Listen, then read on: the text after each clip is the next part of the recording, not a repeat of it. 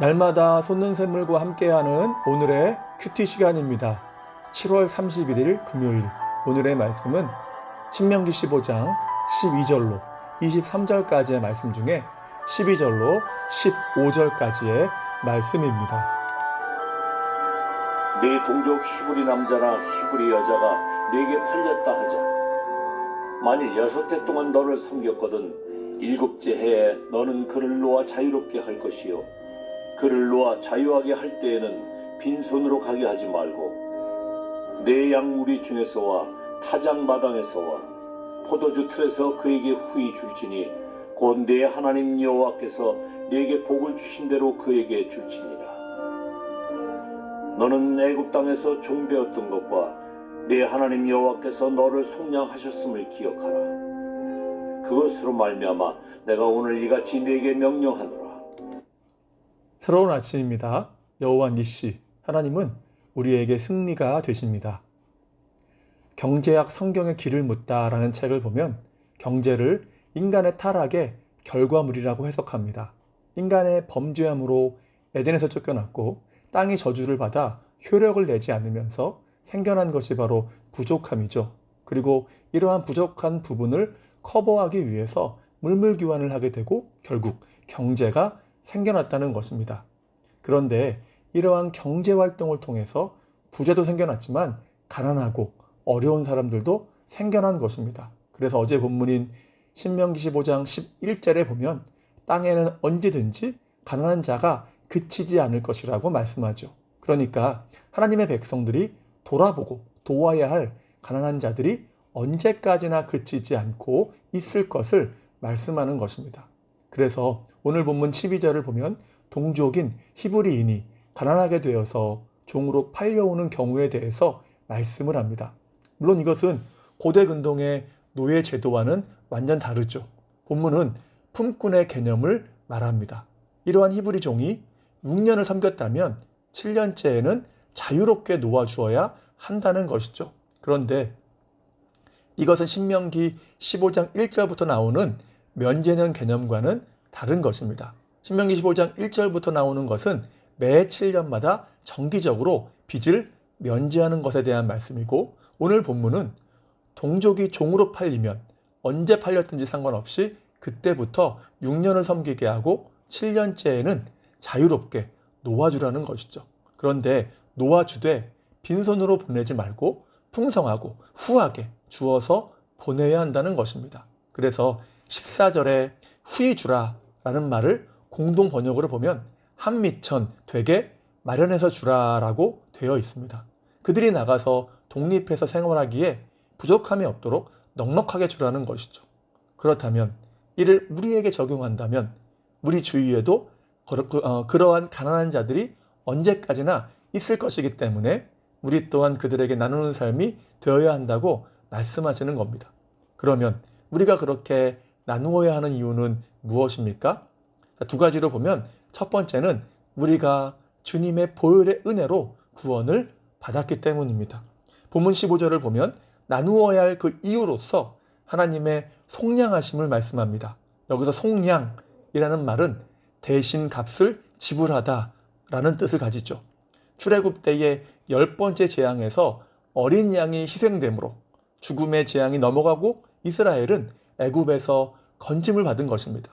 그래서 이를 유월절 어린 양이라고 하지 않습니까? 그러니까 본문은 이스라엘 백성들이 애굽의 종된 신분, 곧 전혀 소망이 없는 그러한 처지에서 건져주시고 하나님의 자녀라는 소망이 있는 존재로 삼아 주셨기 때문에 나누고 베푸는 자가 되어야 한다는 것입니다. 우리 역시 마찬가지입니다. 빌립보서 2장 1절을 보면 허물과 죄로 죽었던 너희를 살리셨다라고 말씀하죠. 그러니까 우리 역시 영적인 죽음으로 인해서 소망이 없는 절망적인 존재였다는 것입니다. 그런데 주님께서 유월절 어린 양이 되셔서 우리를 속량하심으로 우리가 구원의 은혜를 받고 참 소망을 가진 자가 된 것입니다. 그렇기 때문에 우리도 하나님이 주신 그 은혜를 베푸는 삶이 되어야 한다는 것이죠. 그런데 그 은혜를 나누는 것이 무엇으로 드러나야 한다는 것입니까? 바로 우리에게 주어진 복, 곧 여러 소유를 나누는 것으로 나타나야 한다는 것이죠. 물론 가장 중요한 것은 복음입니다. 우리에게 주어진 가장 큰 복인 그 구원은 이 복음을 통해서 주어졌으니까요. 그리고 우리에게 있는 모든 어려움과 절망을 극복하는 가장 완벽한 수단도 복음입니다. 그러나 주님은 그 복음만을 나누라고 하시지 않으십니다. 그들에게 복음과 함께 빵도 나누라고 하시는 거죠. 그래서 오병이어 기적에서도 주님은 영의 양식을 먹이신 후에 그들이 기진하여 쓰러질 것을 걱정하시고 떡과 물고기라는 육의 양식도 함께 주신 것입니다. 야고보서 2장에서도 말씀하지 않습니까? 형제나 자매가 헐벗고 일용할 양식이 없는데 그에게 쓸 것을 주지 않는다면 무슨 유익이 있겠느냐? 그렇게 말씀하시죠. 그러므로 보혈의 은혜로 속량함을 받은 우리는 복음을 나누어야 할 뿐만 아니라 가난한 자들에게 우리에게 주어진 재물과 소유로 나누고 베푸는 삶이 되어야 한다는 것입니다. 그것이 사명이고 주님이 원하시며 기뻐하시는 모습이라는 거죠. 그러한 은혜가 늘 우리 삶에 있기를 축복합니다. 자, 두 번째는 무엇입니까? 왜 나누어야 합니까? 하나님께서 나눌 수 있는 복을 주셨기 때문입니다. 본문 14절에 하반절에 뭐라고 합니까? 여호와께서 내게 복을 주신 대로. 그러니까 내가 가지고 있는 모든 것 다 하나님이 주셨다는 거죠. 그래서 신명기 8장 18절에서도 보면 하나님께서 내게 재물 얻을 능력을 주셨다라고 말씀합니다. 그래서 하시는 말씀이 무엇입니까? 너희가 복을 받았으니까 너희도 그 복을 나누라는 것입니다. 너희는 축복의 통로이지 그 복을 저장하는 창고가 아니라는 것입니다. 그렇기에 받은 대로 힘이 닿는 대로 그것을 가난하고 어려운 이웃에게 흘려 보내라는 것이죠. 그러면 어떻게 나누어야 합니까? 어제 본문인 11절부터 14절까지 보면 아끼는 마음을 품지 말고 빈손으로 가지 않도록 후히 나누어 주라는 것입니다. 우리는 이 말씀을 고린도후서 9장에서도 발견합니다. 고린도후서 9장 7절로 9절을 보면 가난하고 어려운 자들에게 나누되 인색함으로나 억지로 하지 말지니 하나님은 즐겨내는 자를 사랑하신다고 하시죠. 이 말씀은 헌금에 대한 말씀이 아닙니다. 어려운 자들에게 나누는 것에 대한 말씀인 것이죠. 그래서 9절에 보니까 그가 흩어 가난한 자들에게 주었으니 그의 의가 영원토록 있느니라 라고 하는 것입니다. 그러니까 하나님은 연약한 자들에게 나누고 베풀되 인색함이 없이 아낌없이 나누는 것을 귀하게 보신다는 것이죠. 그러므로 우리도 하나님이 복을 주신 대로 아낌없이 나누는 삶이 되어야 할 것입니다. 왜입니까? 그것은 하나님이 아들을 주시기까지, 주님은 우리에게 그 목숨을 주시기까지 아낌없이 은혜를 주셨기 때문입니다. 우리가 그러한 은혜를 받았다는 것이죠. 그래서 우리는 나누지 않을 수가 없는 것입니다. 이제 말씀을 마무리합니다.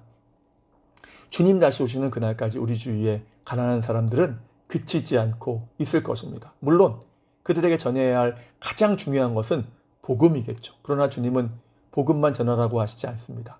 그들에게 육적인 필요 또한 함께 나누라고 하는 것입니다. 그것이 하나님께 은혜를 덧입은 자들의 사명이라는 것이죠. 그래서 오병이어의 기적에서 주님께서 제자들에게 뭐라고 하십니까? 너희가 먹을 것을 주어라. 너희가 먹을 것을 주어라. 주님은 동일한 말씀을 오늘 본문을 통해서 우리에게도 주시는 것입니다. 너희가 가난한 자들에게 나누어 줘야 한다. 너희가 나누어 줘야 한다. 그렇게 말씀하시는 거죠. 그렇습니다. 주님은 놀라운 구원의 은혜와 풍성한 소유의 복을 받은 우리에게 그러한 사명을 주시고 계십니다.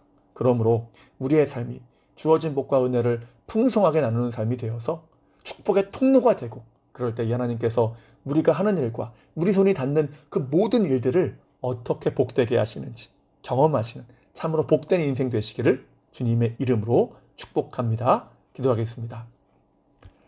사랑의 하나님, 감사합니다. 우리의 일평생이 하나님이 주신 복과 은혜를 나누는 그러한 삶이 되도록 도와주시옵소서.